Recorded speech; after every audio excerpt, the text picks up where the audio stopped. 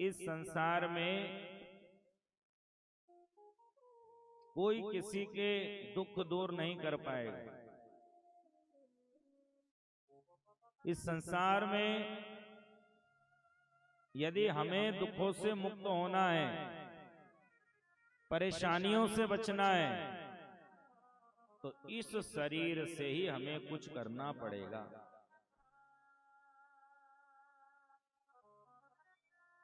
देखो, कभी आप ट्रेन में गए और आपने ट्रेन में किसी ब्रिज के ऊपर यात्रा करते समय खिड़की से देखा होगा, वो ट्रेन का जो पुल होता है उसमें बीच बीच में खांचे बने रहते हैं। देखा कभी? जिसने पुल बनाया उसको ये पता था कि ट्रेन आएगी और ये पटरियां हैं, इनमें मेंटेनेंस करना पड़ेगा, कोई ना कोई काम निकलेगा, तो यहाँ काम भी हो जाए, यहाँ ट्रेन भी निकल जाए और काम करने वाला बच भी जाए। तो उसने खांचे बना दिए, चार इधर चार उधर। जैसे ट्रेन का सिग्नल होता है, वो काम करने वाला खांचे में चला जाता है, दड़ दड़ दड़ दड़ दड़ करती ट्रेन निकल जाती है, फिर वो काम में लग जाता है। यही होता है। इसी तरह ये संसार जो है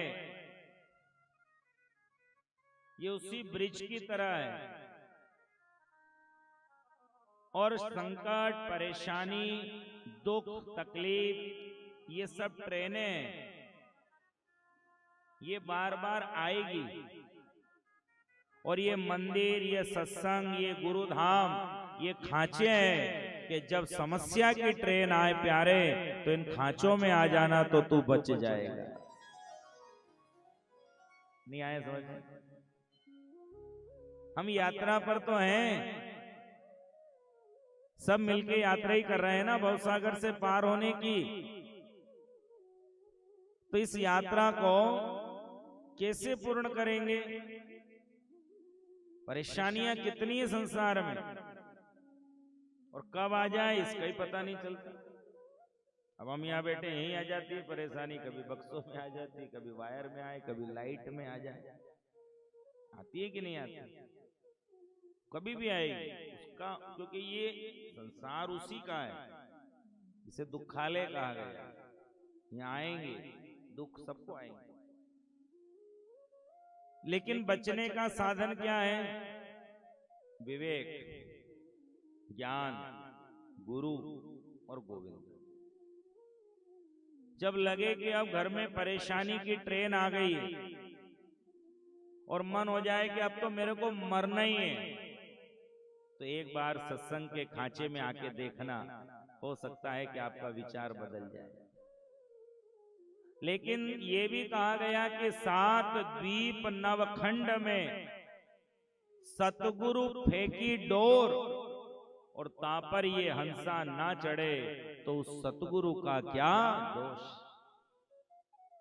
व्यवस्था भगवान ने करी है कि जब मन टूट जाए, तकलीफ आ जाए, परेशानी आ जाए, तो तुम यहां आना, मंदिर में आना, बैठ जाना, ध्यान करना, और कुछ भी ना हो तो पड़े रहना। क्योंकि ये सत्संग, ये मंदिर तांबे के लोटे की तरह है, और ये जीव जल की तरह है, और रात भर तांबे के लोटे में वो पानी पड़ा रहता है, तो सुबह वो अपने आप औषधि बन जाता है, लोग उसे पीने लगते हैं। और वही पानी स्टील के हंडे में था, तो लोगों ने क्या कहा? बासा है, फेंको। संसार में रहे तो बास जाओगे, और परमात्मा के यहाँ आए तो लोगों के दिलों में बस जाओगे।